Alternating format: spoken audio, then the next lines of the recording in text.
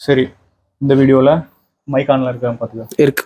சரி, இந்த வீடியோவில் வந்து 10th பப்ளிக் கொஸ்டின் பேப்பரோட 1 மார்க் தான் பார்க்க போகிறோம். அதுக்கு என்ன ஆன்சர் அப்படின்லாம் நம்ம பார்க்க போகிறது இல்லை, அந்த ஆன்சர் எப்படி வந்துச்சுன்னு பார்க்க போகிறோம். சரியா? சரி, ஓகே. ஃபர்ஸ்ட் கொஸ்டின், ஆர்னா அந்த ரிலேஷன். சரியா? அது வந்து x,x² இருக்கு. அதில் இருக்கிற எக்ஸ் என்னன்னு பார்த்தீங்கன்னா 13 விட கம்மியாக இருக்கிற பகாயன்னா பிரைம் நம்பர். சரியா? 13 விட கம்மியா இருக்கிற பிரைம் நம்பர் தான் எக்ஸா இருக்கணும். ஓகேவா? சரி, ஃபர்ஸ்ட் எக்ஸ் பிரைம் நம்பர்ஸ் எல்லாம் சொல்லு. 1 வந்து பிரைம் நம்பர் கிடையாது. கோப்ரைம். அது நமக்கு இப்போ வேண்டாம். பட் 1 வந்து பிரைம் நம்பர் கிடையாது. Next 2, okay, 3, okay, 5, okay, 7, okay, 11, okay. சரி, இப்போ இதுதான் பிரைம் நம்பர். இங்க அவங்க என்ன கொடுத்துருக்காங்க, எக்ஸ் வந்து, அதாவது இது வந்து டொமைன். ஆமா. தமிழ்ல வந்து மதிப்பகம். இது வந்து வீச்சகம், அதாவது ரேஞ்ச். இப்போ நமக்கு ரேஞ்ச் தான் கண்டுபிடிக்க சொல்லியிருக்காங்க. ரேஞ்ச் என்னவா இருக்கணும்? இங்க என்ன கொடுத்துருக்காங்க, ரேஞ்ச் என்னவா இருக்கணும்? x². x² தான் இப்போ கண்டுபிடிச்சா போதும். இது மட்டும் தானே அந்த கொடுத்துருக்கிற கண்டிஷன்ஸ்குள்ள வரும். கொடுத்துருக்கிற கண்டிஷன்ஸ் என்ன? 13 விட கம்மியா இருக்கும். கம்மியா இருக்கிற பிரைம் நம்பர் வேணும். நம்ம எழுதிட்டோம். ஓகேவா? இப்போ இது ஸ்கொயர் பண்ணா மட்டும் போதும். 2 ஸ்கொயர் பண்ணா 4, 3 ஸ்கொயர் பண்ணா 9, 5 ஸ்கொயர் பண்ணா 25, 7 ஸ்கொயர் பண்ணா 49, 11 ஸ்கொயர் பண்ணா 121. ஓகே. இப்போ இதுதான் ரேஞ்ச். ஆமா. இது இங்க ஆன்சர்ல இருக்கான்னு பார்க்கலாம். சரியா? இது இருக்கு. ஆமா. ஓகேவா? இது முடிஞ்சுச்சு. நெக்ஸ்ட் क्वेश्चन பார்க்கலாமா? n ஆஃப் ஏங்கிறது வந்து n ஆஃப் ஏனா ஏங்கிறது ஒரு செட் வச்சுக்கலாம். ஆமா. n ஆஃப் ஏனா அதுல இருக்கிறது கவுண்ட் எத்தனை இருக்கு. ஏ வந்து 1, 2, 3னா n ஆஃப் ஏனா என்ன இருக்கும்? 3. ஓகே, அதேதான். இப்போ இதுவே ஏ வந்து 2, 5, 6 இருந்தா 3. இப்போ n ஆஃப் ஏ வந்து m ஆமா, n ஆஃப் பி வந்து n ஆமா. அப்படி இருந்தா B cross A, B to ஏக்கு ரிலேஷன் நீ எடுத்தீங்கன்னா மொத்தம் எத்தனை ஃபங்க்ஷன்ஸ் வரும் அப்படின்னு கேட்குறாங்க. இதுக்கு வந்து ஒரு ஃபார்முலா இருக்கும். ஃபார்முலா இல்லாம ஒரு அது என்ன சொல்லலாம், ஒரு ஹிண்ட் மாதிரி கொடுத்துருப்பாங்க. மொத்தமா n ஆஃப் ஏ வந்து பின்னு வச்சுக்கிட்டீங்கன்னா, n ஆஃப் பி வந்து கியூன்னு வச்சுக்கிட்டீங்கன்னா, ஏ கிராஸ் ஏலேருந்து அதோட பி ஃபங்க்ஷன் எடுத்தீங்கன்னா 2 பவர் பி கியூ அப்படின்னு கொடுத்துருப்பாங்க. சரியா? அப்போ இதுலேருந்தே நமக்கு என்ன தெரியும், நமக்கு இங்கே n ஆஃப் ஏ வந்து எம்னு கொடுத்துருக்காங்க, n ஆஃப் பி வந்து என்னன்னு கொடுத்துருக்காங்க. ஆமா. சரியா? நமக்கு பிலிருந்து ஏக்கு கேட்டிருக்காங்க. பிலிருந்து ஏ கேட்டனால இது அப்படியே ரிவர்ஸ் பண்ணி எழுத வேண்டியதுதான். 2 power Q N into M. இதுதான் ஆன்சர். சரியா? இங்க ஆன்சர் என்ன? Option D. ஓகேவா? புரிஞ்சா? அடுத்தது யூக்ளிட் லெமா டிவிஷன் படிச்சிருப்பல்ல? யூக்ளிட்ல அது படிச்சிருப்பல்ல? ஆமா. அதுபடி என்னன்னா, ஏ மற்றும் பி ஆகிய முழுக்கள் தனித்தனி முழுக்கள்னா ஏன்னு ஒரு நம்பர் இருக்கு, பின்னு ஒரு நம்பர் இருக்கு. அதை வந்து நீ டிவைட் பண்ணும்போது அது கோஷன்ட் ரிமைண்டரும் வருது. அப்படி வந்தா அந்த ரிமைண்டரை நீ எந்த இன்டர்வல்ல மென்ஷன் பண்ணலாம்? அதுதான் உனக்கு தேர்ட் கொஸ்டின். சரியா? இப்போ நான் ஜென்ரலா ஒண்ணு சொல்றேன் கீழே. ஒரு நம்பர் எடுத்துக்கலாம். அந்த நம்பரை டிஃப்ரெண்ட் டைப்ஸ் ஆஃப் நம்பரால டிவைட் பண்ணி பார்க்கலாம். சரி. 5. ஓகேவா? 5 2 ஆல் டிவைட் பண்றேன், என்ன வரும்? 2.5. நமக்கு பாயிண்ட்ல வேண்டாம், ஃபிராக்ஷன்ல வேண்டாம். நம்ம கோஷன்ட் ரிமைண்டர் இருந்தா போதும். 2 2 சார் 4, பேலன்ஸ் 1. இதே 5 3 ஆல் டிவைட் பண்ணா 1 3 சார் 3, பேலன்ஸ் 2. இதே 5 4 ஆல் டிவைட் பண்ணா 1 4 சார் 4, பேலன்ஸ் 1. இதே 5 5 ஆல் டிவைட் பண்ணினா 5 1 5 சார் 5, பேலன்ஸ் 0. இப்போ ரிமைண்டர் எல்லாம் பாரு, நமக்கு ரிமைண்டர் தானே எந்த இன்டர்வல்னு கேட்டிருக்காங்க. ஸோ உனக்கு ரிமைண்டர் தான் எந்த இன்டர்வல்னு கேட்டிருக்காங்க. 0 வந்திருக்கு. ஆமா. ஸோ கண்டிப்பா 0 தாண்டி எதுவும் மைனஸ்லாம் வரல. ஆமா. ஸோ ரிமைண்டரோட இனிஷியல் இன்டர்வல் வந்து 0 தான் ஆரம்பிக்குது. 0 less than or equal to. ஓகேவா? அடுத்து அப்பர் லிமிட் எவ்வளவு தூரம் போகுது? ஜென்ரலா ஈக்விட் லெமா டிவிஷன்ல இந்த a equal to b q plus ஆர்னு எழுதுவாங்கல்ல, அதுல இந்த பி இருக்கு இல்லையா, ஏங்கிறது வந்து உள்ள இருக்கிற நம்பர், எதை டிவைட் பண்ண போறோமோ அது. பிங்கிறது எதால டிவைட் பண்ண போறோமோ அது. நல்லா பாத்துக்கோ, எந்த ரிமைண்டரும் அந்த எதால டிவைட் பண்ணிருக்கோம் அந்த நம்பர் தாண்டி வராது. ஆமா இங்க பாரு, ஆமா இங்க பாரு. 3 2 4 1. நீ இதுக்கு இங்க மட்டும் இல்ல, நீ எந்த டிவிஷனுக்கும் போட்டு பார்த்தீங்கனாலும் இங்க இருந்து வரக்கூடாது. அதாவது டிவைடர் மீன்ஸ் எதால டிவைட் பண்ண போறியோ அந்த நம்பரை விட ரிமைண்டர் உனக்கு கம்மியா தான் இருக்கும். அப்படி ஒருவேளை அதே அளவு வந்துச்சுன்னா நீ அதையே டிவைட் பண்ணி எழுதிட்டு போயிடலாம் இல்லையா? ஆமா. ஸோ இது பி தானே, இதுதான் அதோட லிமிட். ரிமைண்டர் உனக்கு என்னவா இருக்கணும், பியை விட கம்மியா இருக்கணும். ஜீரோவா இருக்கலாம், இல்ல ஜீரோல இருந்து கொஞ்சம் பெருசா இருக்கலாம், அப் டு பி வரைக்கும் இருக்கலாம். இதுதான் அதுக்கான மீனிங். ஓகேவா? இது ஆப்ஷன்ல சி. ஓகேவா? தேர்ட் புரிஞ்சா? இப்போ அதே மாதிரி ஃபோர்த்து பார்க்க போறோம். இது பாரு, ஒரு ஏபி கூட்டுத்தொடர் வரிசை. சிக்ஸ்த் டேர்மோட சிக்ஸ்த் மடங்கும் செவன்த் டேர்மோட செவன்த் மடங்கும் அதாவது 7 மடங்கும் ஈக்குவல் பண்ணினா 13th டேர்ம் வந்து என்ன கிடைக்கும் அப்படின்னு கேக்குறாங்க. சரியா? சிக்ஸ்த் டேர்மோட சிக்ஸ்த் மடங்கும் 6 மடங்கா இருக்கிற சிக்ஸ்த் டேர்மையும் 7 டைம்ஸ் மல்டிபிள் பண்ண செவன்த் டேர்மையும் ஈக்குவல் பண்ணா 13th டேர்ம் என்ன கிடைக்கும்? ஒன்னும் பிரச்சனை இல்லை. இப்போ ஏபியோட formula Tn equal to A plus n minus 1 into D. சரியா? இப்போ சிக்ஸ்த் டேர்ம் தானே சொன்னாங்க. T6 இருந்தா இது என்னவா இருக்கும்? A plus 6 minus 1. நம்ம 5 டைரக்டா எழுதிக்கலாமா? 5D. ஓகேவா? இதே மாதிரி செவன்த் டேர்ம்க்குனா A plus 6D. ஏன்னா 7ல 1 போயிடுச்சுன்னா 6 வரும், 6D.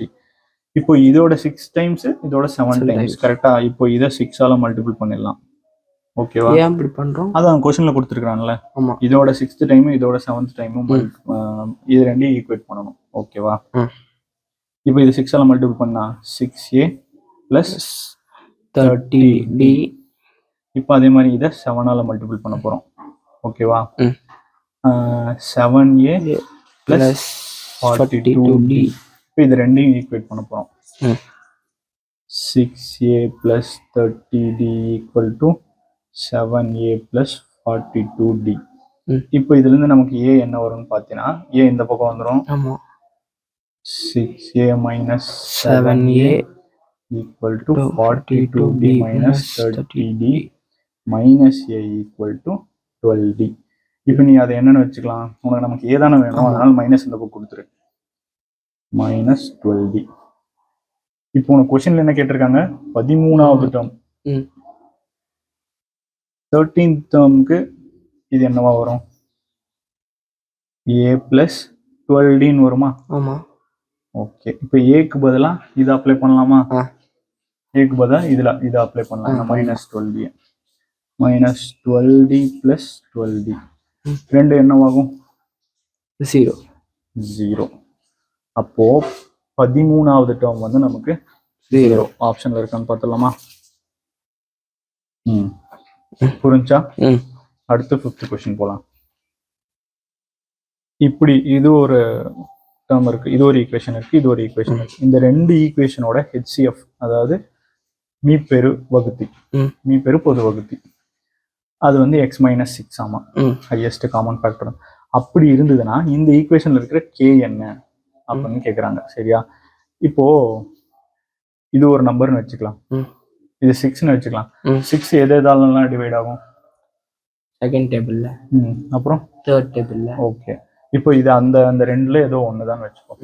சரியா? இப்போ இது அதோட ஹையஸ்ட் காமன் ஃபேக்டர். அதாவது ரெண்டு நம்பர் வச்சாதான் நம்ம காமன் ஃபேக்டர் சொல்ல முடியும். நான் ஒரு எக்ஸாம்பிளுக்காக சொல்றேன். ஓகேவா? இப்போ இது 3ன்னு வச்சுக்கலாம், 2ன்னு வச்சுக்கலாம். இப்போ இதை வந்து 0க்கு ஈக்குவேட் பண்ணினா என்ன வரும்? x minus 6 0க்கு ஈக்குவேட் பண்ணினா -6 plus 6 வரும். எப்படி? இருவா,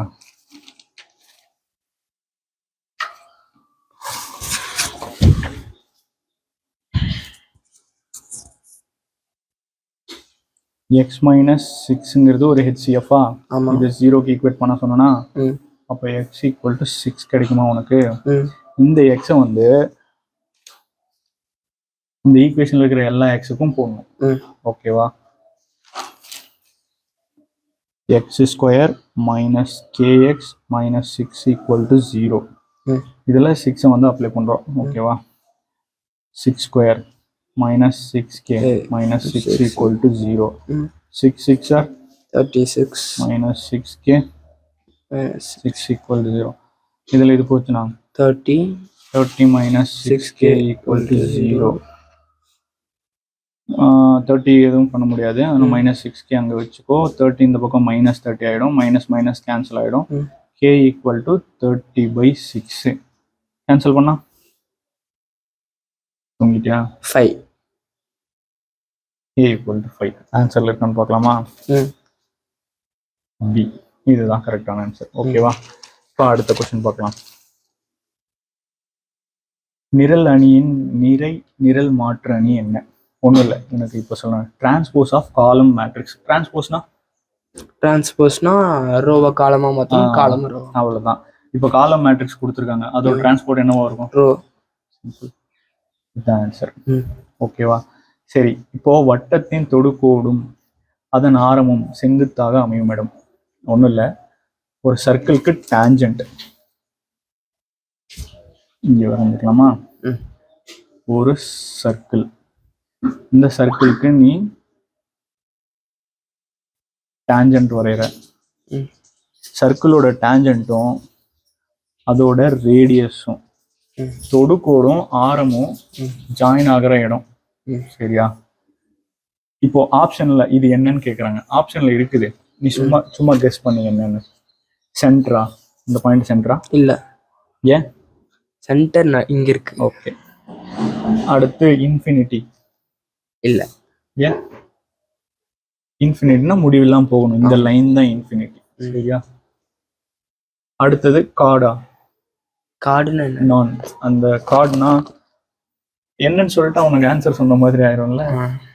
சர்க்கிள்ல சென்டரை டச் பண்ணாம ரெண்டு சைடை டச் பண்ணியிருந்தா இதுதான் கார்டு. சரியா? அப்ப இதுவும் கிடையாது. அப்ப இது வேற இருக்கிற அவைலபிள் ஆப்ஷன் என்ன? தொடுப்புள்ளி, பாயிண்ட் ஆஃப் கான்டாக்ட். இது ஒரு பாயிண்ட் தானே, பாயிண்ட் ஆஃப் கான்டாக்ட். ஸோ இதுதான் ஆன்சர், ஆப்ஷன் பி. சரியா?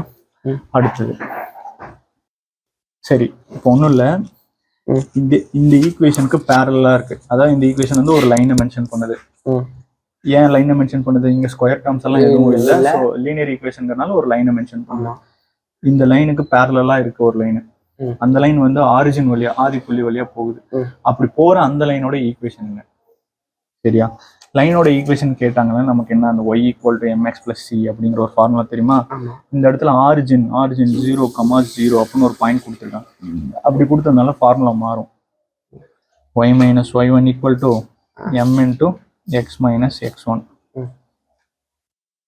இந்த ஃபார்முலா தான் யூஸ் பண்ண போறோம். சரியா? அதுக்கு முன்னாடி m கண்டுபிடிக்கணும். இந்த ஒரு ஈக்குவேஷன் கொடுத்துருக்காங்களா, 7x - 3y + 4 = 0. இந்த ஈக்குவேஷன்ல இருந்து m கண்டுபிடிக்கணும். m எப்படி கண்டுபிடிக்கலாம்? y = mx + c.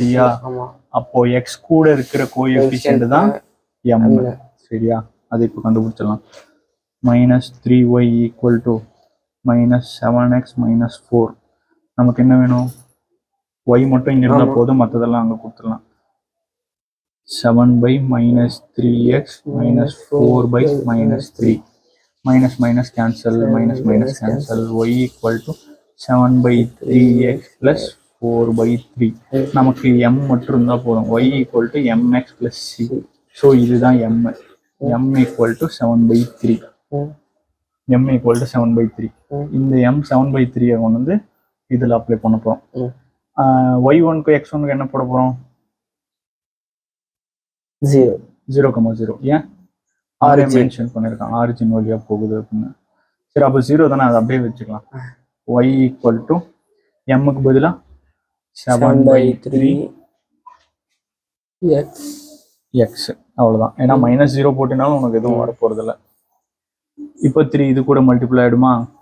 3y = 7x. இந்த பக்கம் கொடுத்தீங்கன்னா 7x - 3y = 0. இது ஆப்ஷன்ல இருக்கான்னு பார்க்கலாமா? 7x - 3y இருக்கு. ஆப்ஷன் டி, இதுதான் ஆன்சர். ஓகேவா?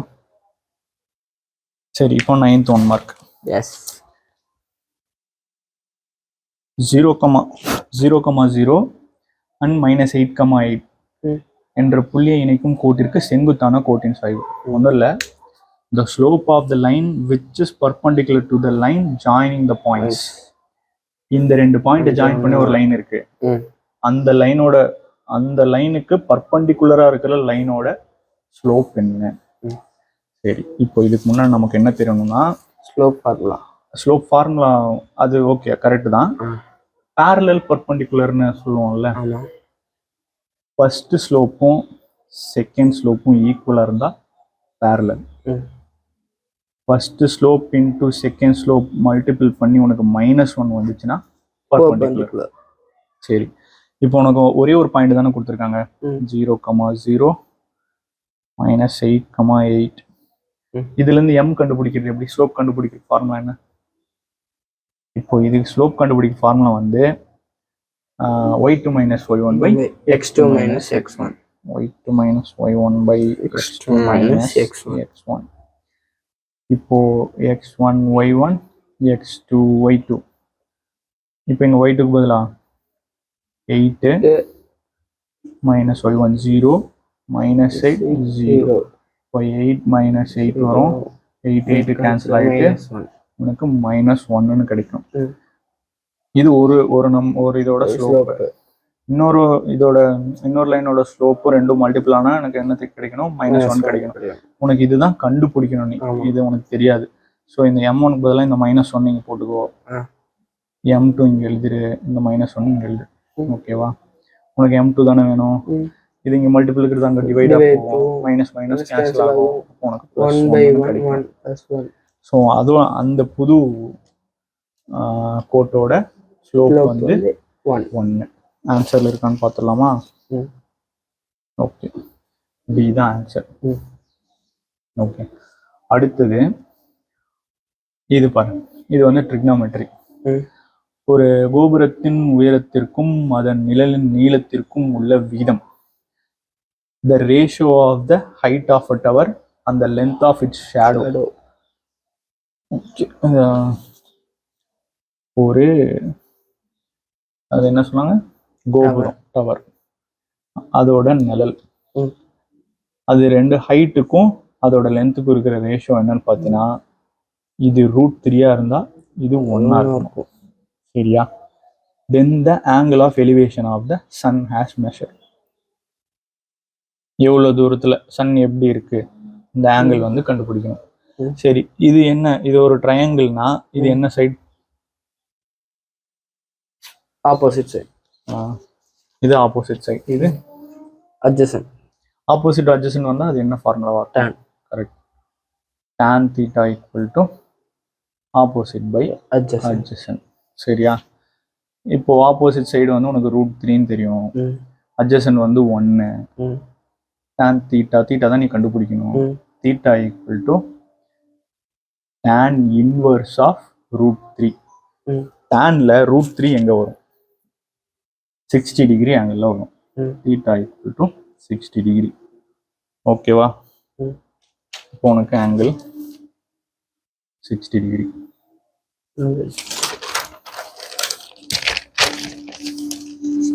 அடுத்த கொஸ்டின், 15 சென்டிமீட்டர் உயரம் 16 சென்டிமீட்டர் விட்டம் கொண்ட ஒரு நேர்வட்ட கூம்பின் வலைப்பரப்பு, கர்வ்டு சர்ஃபேஸ் ஏரியா கேட்டிருக்காங்க. ஓகேவா? சர்க்குலர் கோன், ஒரு கோனு,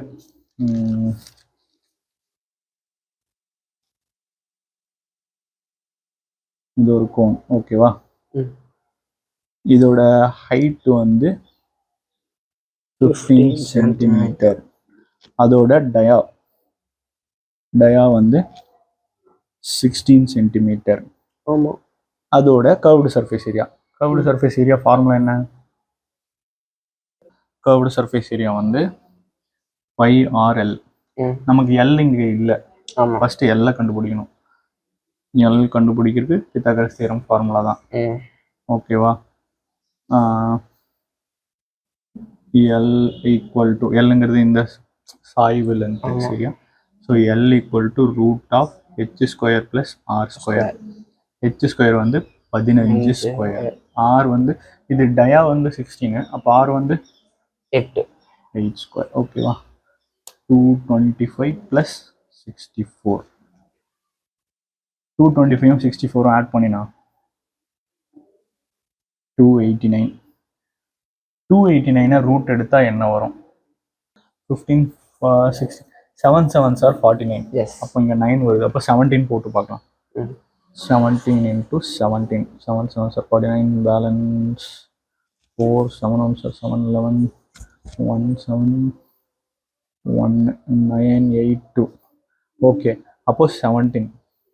நமக்கு L வந்து 17 கிடைச்சிருக்கு. சரியா? இப்போ இதை வந்து இந்த ஃபார்முலாவில் அப்ளை பண்ணலாம். 5 into R வந்து நமக்கு 8 சென்டிமீட்டர், L வந்து 17 centimetre. 8 into 17 7 7 7 8 sir 7 7 sir 49. 7 8 7 8 sir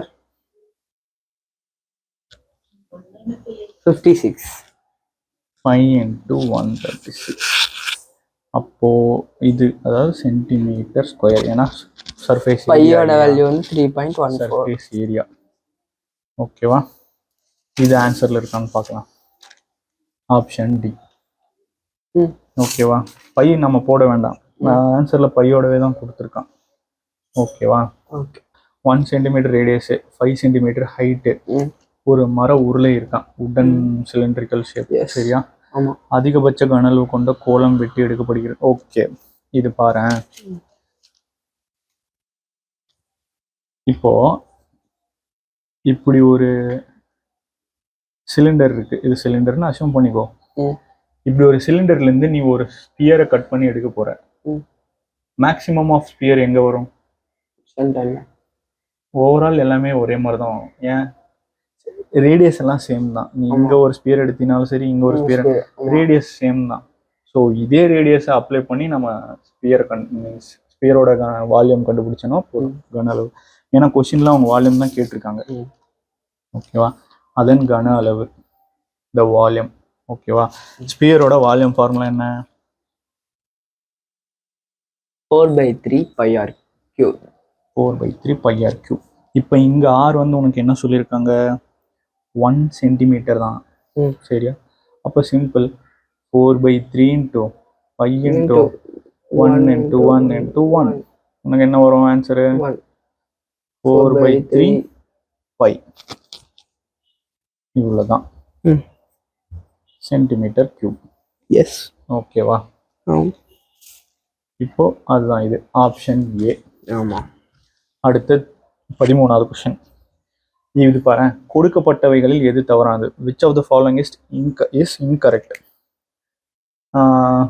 நான் உனக்கு சொல்லியிருக்கேன் இல்லையா, ப்ராபபிலிட்டி வந்து எப்போவுமே 1 கம்மியாக தான் இருக்கும். 1 இல்லை 1க்குள்ளே தான் இருக்கும். அதை தாண்டி போக வாய்ப்பே இல்லை. சரியா? ஏன்னா அது எப்படி வாய்ப்பு இல்லை? ஒரு கேமில் வின் பண்ணுறதுக்கான பாசிபிலிட்டிஸ் என்ன? 50%. 50%. அதான் 50 ஜெயிக்கலாம், 50 தோக்கலாம். நமக்கு தெரியாது இல்லையா? ஸோ என்ன நடக்க போகுதுன்னு தெரியாது. ஸோ 50ங்கிறதே 50 என்ன சொல்லலாம்? 1/2. இன்னொரு 50% 1/2. 1/2ஓட வேல்யூ என்ன? 0.5. 0.5. 2.5. ஜெயிக்கலாங்கிறது ஒரு 0.5, தோக்கலாங்கிறது ஒரு 0.5. ரெண்டும் சேர்ந்துச்சுன்னா சரி, இப்போ ஜெயிக்கலானே வச்சுக்கிறோம். அப்பவும் ஜெயிக்கலானாலும் 1/2 தானே, அப்பவும் அது 0.5 தானே. ஸோ எப்பவுமே ப்ராபபிலிட்டி வந்து 1 தாண்டி போகாது. அப்போ இதுல இருந்தே தெரியுது ஃபர்ஸ்ட் தான் தப்பு. எதுக்கும் மற்றதெல்லாம் செக் பண்ணிக்கலாம். நம்ம முன்னாடியே சொன்னோமா, ப்ராபபிலிட்டி 1 தாண்டி போகாது, பட் அது கம்மியா கூட இருக்கலாம். ஸோ இதுவும் கரெக்ட். இது வந்து நல் செட், ஒண்ணுமே இல்லாதது, அது 0 தான். இதுவும் கரெக்ட். ஒரு ஒரு ஒரு நிகழ்ச்சி நடந்ததும் நடக்காததும் ரெண்டு சேர்த்தா 1. அதான் ஜெயிச்சதும் தோத்தது ரெண்டு சேர்த்தா 1 தான் வரும். ஸோ இந்த 3மே கரெக்ட், இதுதான் தப்பு. ஸோ இதுதான் ஆன்சர், ஆப்ஷன் ஏ. ஓகேவா? புரிஞ்சா? கடைசி 1 மார்க். சரியா? ஒரு பேக்ல 2000 நோட்டு 10 இருக்கு, 500 நோட்டு 15 இருக்கு, 200 நோட்டு 25 இருக்கு. மொத்தம் எத்தனை நோட்டு இருக்கு? 9. ஓகே, அப்போ n of s சாம்பிள் ஸ்பேஸா? ஆமாம். n of s வந்து 50. ஓகே, இப்போ அவங்க என்ன கேட்டிருக்காங்க? நீ வந்து எடுக்கும்போது ஒன்று அது 200 நோட்டோவோ இல்லை 500 நோட்டோவோ இருக்கிறதுக்கான ப்ராபபிலிட்டி என்ன? சரியா? 200 நோட் மொத்தம் எத்தனை இருக்கு? 25 இருக்கு. 500 ரூபா நோட்டு 15. 15 plus 25 15 plus 25 40. 40. அப்போ 40/50 0 கேன்சல் 4/5 தான் ப்ராபபிலிட்டி. ஸோ இதுதான் ஆன்சர். புரிஞ்சா? ஓகே. இப்போ அடுத்த வீடியோவில் நம்ம பப்ளிக் எக்ஸாமோட 2 மார்க்ஸை பார்க்கலாம். சரி. பிடிச்சிருந்தா லைக் பண்ணுங்க, புரிஞ்சிருந்தா சப்ஸ்கிரைப் பண்ணுங்க, யூஸ்ஃபுல்னா ஷேர் பண்ணுங்க.